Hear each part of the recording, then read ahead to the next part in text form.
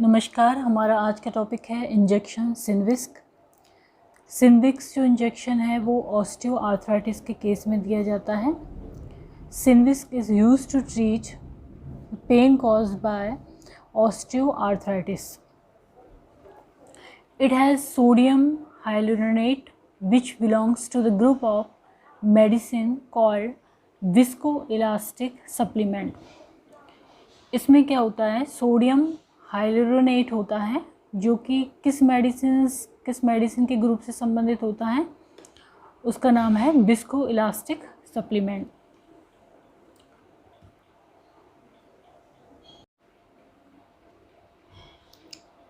Description में यहाँ पर एक लिंक दी हुई है, उसमें एक चैनल है जिसका नाम है राघव शर्मा। आप उस चैनल को देख सकते हैं। यदि आपको पसंद आए तो उसको लाइक करें और सब्सक्राइब करें। ठीक है, तो हम इसके बारे में बात कर रहे थे, इंजेक्शन सिनविस्क के बारे में। Used in patient who have failed to respond adequately to simple analgesics and conservative non-pharmacological therapy। वो पेशेंट जो सिंपल उनको पेन किलर दे रहे हैं, एनाल्जेसिक दे रहे हैं या फिर नॉन फार्माकोलॉजिकल कंजर्वेटिव थेरेपी दे रहे हैं, उससे वो रेस्पॉन्ड नहीं कर पा रहे, तो उस कंडीशन में जो ऑर्थो के डॉक्टर हैं वो ये सिनविस्क इंजेक्शन उनको देते हैं।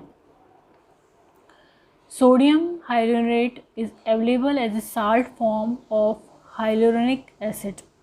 जो सोडियम हाइलोरोनेट है वो हाइलोरोनिक एसिड के साल्ट फॉर्म में अवेलेबल होता है। Hyaluronic acid is a natural polysaccharide होता है। Hyaluronic acid present in very high amount in the synovial fluid. जो हमारे जॉइंट्स होते हैं उनमें उनके चारों तरफ एक फ्लूइड होता है, उसको कहते हैं हम साइनोवियल फ्लूइड। तो जो साइनोवियल फ्लूइड होता है उसके अंदर एक नेचुरल पॉलीसैकेराइड पाया जाता है, उसको हाइलोरोनिक एसिड कहते हैं।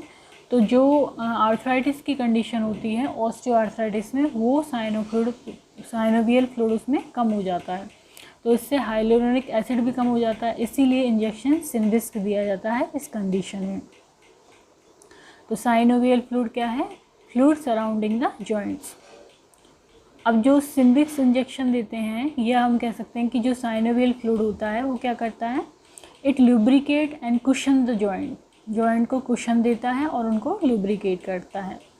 It also provide relief from joint friction and pain. जो सिनविस्क इंजेक्शन है वो जॉइंट जो फ्रिक्शन होते हैं उससे रिलीफ देता है हमें, और पेन में भी उससे आराम मिलता है।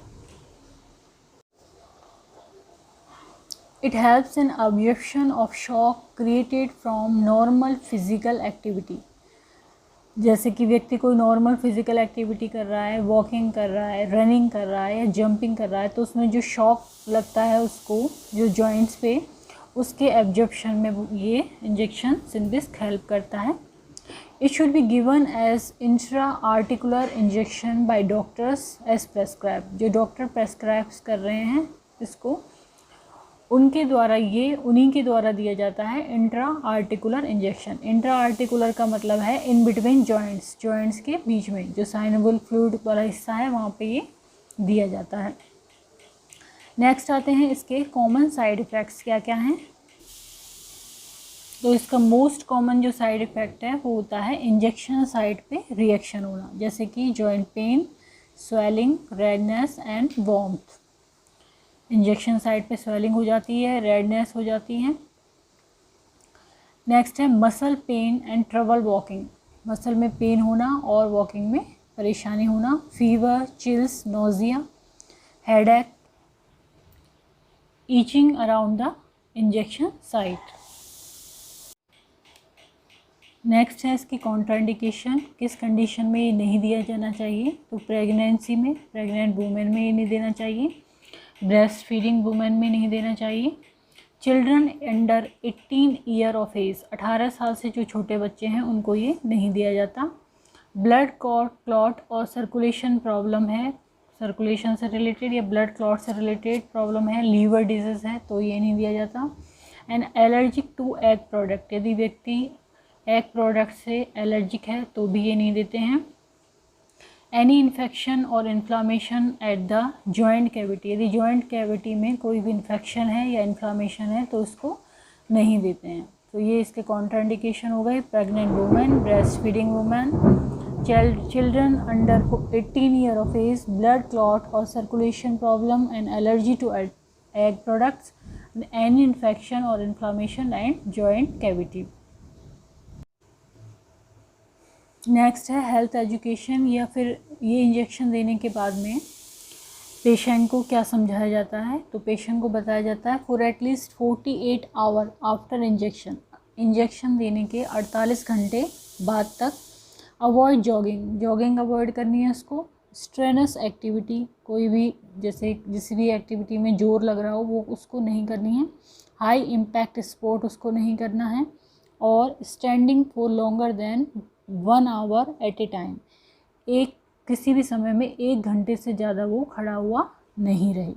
तो ये सब सावधानियाँ उसको रखनी होती हैं कि 48 घंटे तक, इंजेक्शन के 48 घंटे बाद तक वो जॉगिंग नहीं करे, स्ट्रेनस एक्टिविटी नहीं करे, हाई इम्पैक्ट स्पोर्ट नहीं करे और 1 घंटे से ज़्यादा खड़ा हुआ नहीं रहे। तो इस तरह से जो इंजेक्शन सिनविक्स है मेनली ये दिया जाता है ऑस्टियो आर्थराइटिस के केस में, और नी पेन में, घुटने का जो दर्द होता है जो कि ऑस्टियो आर्थराइटिस की वजह से है, इसमें ये इंजेक्शन जो होता है इंट्रा आर्टिकुलर दिया जाता है बिटवीन जो जॉइंट कैविटी है वहाँ पर।